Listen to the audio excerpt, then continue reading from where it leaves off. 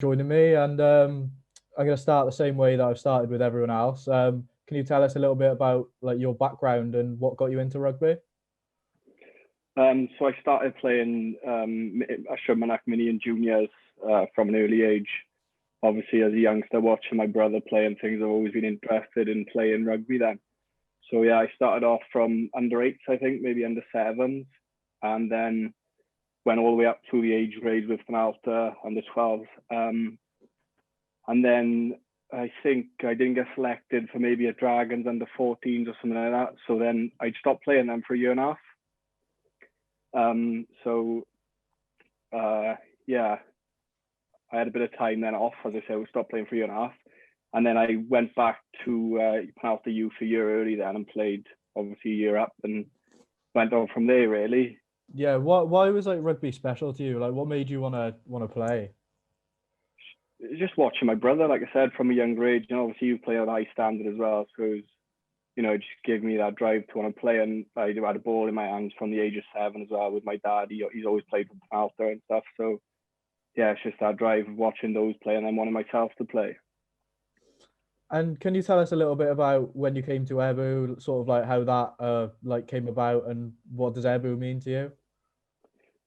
So yeah, I was with Leslie at the time, and then Woodgie gave me a phone call, and we met up quite early. I think it was maybe like March time or something along those lines, to come and obviously have a chat. And then I went down and spoke to him, and Ebbw Vale's got, it's always at a play at a high standard. The fans are unbelievable, as you know yourself. Like, it's one of the best crowds in the prem really. So I think that had a massive impact on the why I wanted to go there. Just seeing how well they've done and stuff like that. I just wanted to be a part of the boys, like. And I just wanted to like touch on briefly when you like missed out on Dragons. You thought about like under 14 level. Did that have like Yeah. a sort of like, obviously you took a year out, so I'm guessing it did like a mental, like did you like struggle mentally with that? And do you think it's quite hard for like players to miss out at such a young age? Yeah, definitely. I think when, like I said, they had the development, but for me, it wasn't the same of, I just didn't feel like, I was disheartened, to be quite honest. I just thought, I just didn't, I just felt let down. So I thought, I just knocked it on the head. So yeah, disappointment at that age, and it's quite a lot to take as well when you want to be that professional rugby player, if you know what I mean. So yeah. And last season, then it was a little bit disappointing for Ebbw, but there was a little bit of pickup towards the end, and I think in the end, Ebbw obviously didn't really look like they're going to be the team to get relegated. But how did you find the season personally? Yeah, as you say, before coming up to Christmas, there was a couple of difficult games. We weren't doing very well, but then, like I say, after Christmas, we started, playing well, in my opinion, and I could only see us progressing up the league. And I definitely would say we wouldn't, we was going to be nowhere near the bottom towards the end of the season. We was definitely picking up.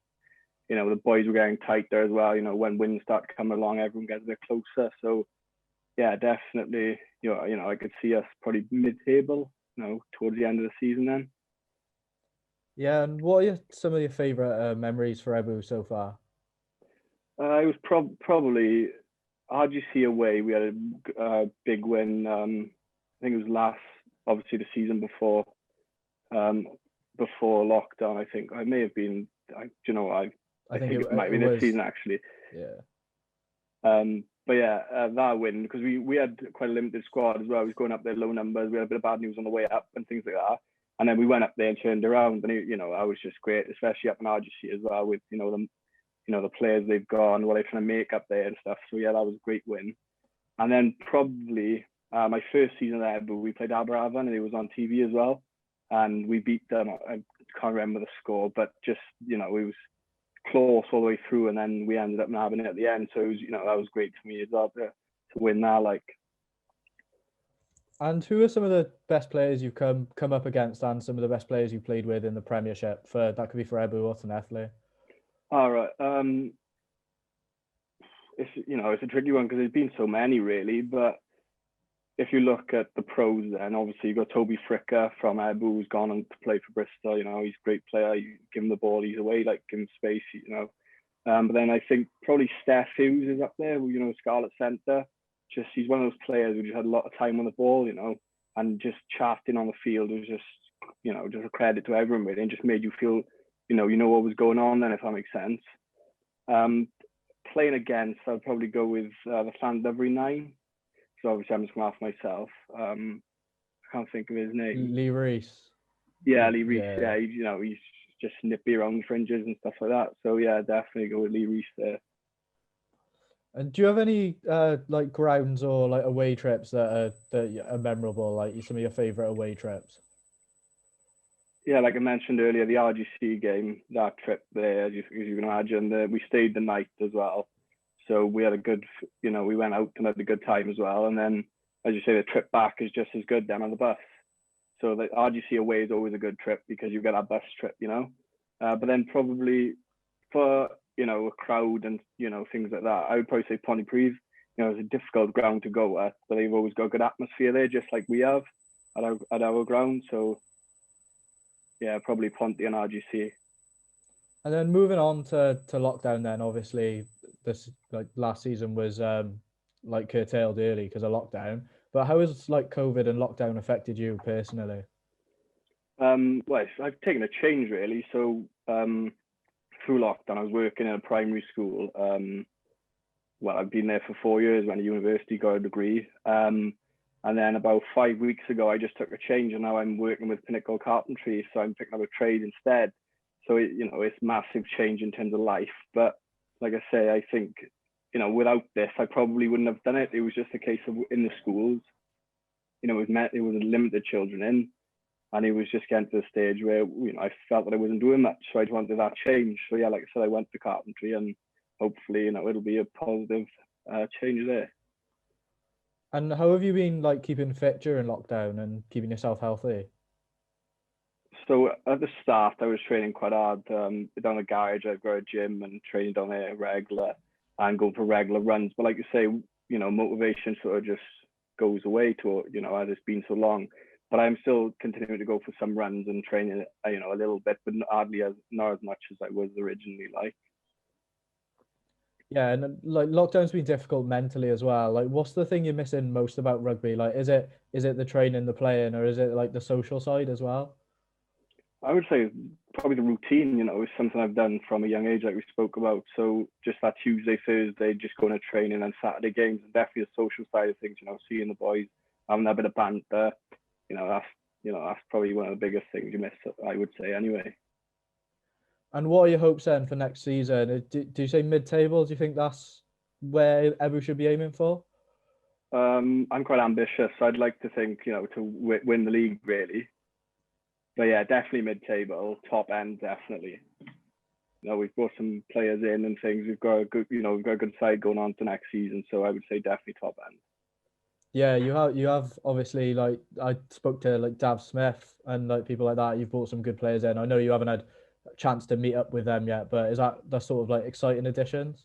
Yeah, it's always good to meet up with new players and new people and just make good friends, because rugby, friends you meet in rugby last a lifetime really. So yeah, looking forward to meeting everyone and getting back to it really.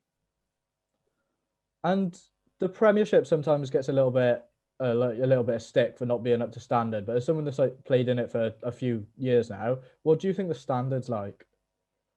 I think the standards, really high. When pro players come down, when the Dragons send us players, or like when Scarlet sends Nestle players, for me they don't stand out massively. That's not criticizing them. That's just saying for me the league is, it's obviously at that standard where they play and they play like everyone else. They don't stand out like a sore thumb. Then they obviously, you can say they're good players, but you wouldn't say, oh yeah, he's playing for the Scarlets week in, week out type thing. So for me, I think, yeah, that shows how high the Premiership standard is really.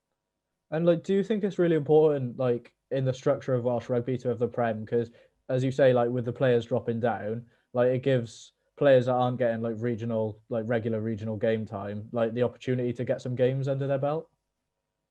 Yeah, definitely. I think all the academy boys, when they play Prem level, they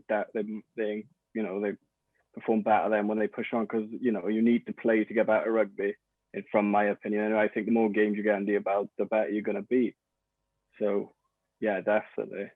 And does it benefit the teams as well, having like those players with like pro experience? All right, like some of the players dropping down at like academy youngsters, but they obviously have like a lot of talent. Does it help the team? Yeah, and in some ways it does, and obviously in some ways it doesn't. Where if there's a player dropping down and there's another player who's been dropped because he's dropping down, obviously that disheartens that player. But like you say, it does. Majority of the players who drop down do come in and do put a performance in. So yeah, it does help the team out. And I seen, looking at your Instagram, you studied sports coaching and performance. Yeah. How's that going for you? And is that something you want to take further, like particularly like when you finish playing? Yeah, so like I say, originally I was looking to do the hub officer role and to, go into a school that way. Yeah. But there's so many people wanting to do it at the moment. Like I said, I'm gone for a trade now, and I've always got that level 1 coaching, so it's always something I can go back to. And then hopefully, once I finish playing, I'll definitely go into coaching, because rugby's always been a part of me, so I wouldn't want to take it from me. Yeah. And then like a little bit of like questions to get to know you a bit more personally then. What sort of stuff do you get up to outside of rugby? I just socialise with the boys, to be honest, go for a few drinks like most boys do. Yeah, it's not, to be honest, I'm quite boring. There's not much I do. I play, I've played a bit of Call of Duty now and then and stuff like that, to be honest. I was playing it quite more often than I should have at the start of lockdown, but I've stopped. I've come off because I've obviously changed jobs. But yeah, no, I'm quite a boring lad, to be honest. There's not much I do. I go for the odd walks and things like that. But yeah, not a lot, to be honest. And did you have a rugby idol growing up? Yeah, probably Dwayne Peel for me. I was looking up, he was always the player that I wanted to be like then as a scrum-half myself. So it's probably Dwayne Peel. And then obviously as I got older, Rhys Webb, because a few years back he was incredible, and he still is now. So Dwayne Peel's a hell of a shout. He was massively underrated, I think, wasn't he? Yeah, for me I always used to look up to Dwayne Peel's class. His service was quality. Yeah. And do you have any hidden talents? I can walk on my hands for about 25 meters, handstand walk 25 meters. That's a hidden talent. I'll give you that. Yeah, it's not too bad. And I down a pint pretty quick. Obviously not, like some boys open their throat and stuff like that. Not that quick, but yeah. So. And do you ever go to like karaoke song or initiation song? Probably American Pie, the song. Standard. Or The Gambler, yeah. So just the basics out, it's the same for everyone really. And it's a bit of a like strange one, but do you have any have you ever had any like weird excuses for missing training or missing a game? Or do you have one that you use quite regularly? I don't know, to be honest. I'm quite good with training. I don't really miss many sessions, so I don't think I've ever used an excuse. No. And then to finish, some questions, like teammate style questions then. Yeah. So who never pays for a round? That's quite a tricky one, to be fair. The boys, I would probably go Dan Hill. Yeah, he's probably one of the tightest of the boys. Who's the worst drinker? Probably me. I'm probably up there, one of the worst, to be honest. Who's the best? The best is probably probably someone like Di Jones. He can drink a lot. After a drink he is like the rest of us, but he can drink a fair few, to be fair. Who's the feistiest teammate? Paul King, definitely. Hands down Kingy. He won't fight anyone, to be honest. You just got to look at him wrong, he won't scrap. And who's the scariest? Is that Kingy again? There've been a few shouts for Ross Jones, I think. Yeah, I would say Ross Jones is probably the scariest. He's just got a look about him. You wouldn't want to mess with Ross. Like. And then finally, who's the funniest? Probably go with Oaksy, sorry. The prop, he's just a card. Anything he says really is funny. Just comes out with like random stuff, is it? Yeah. Just even when he's in a scrum, like you just say something random and it's just funny, like.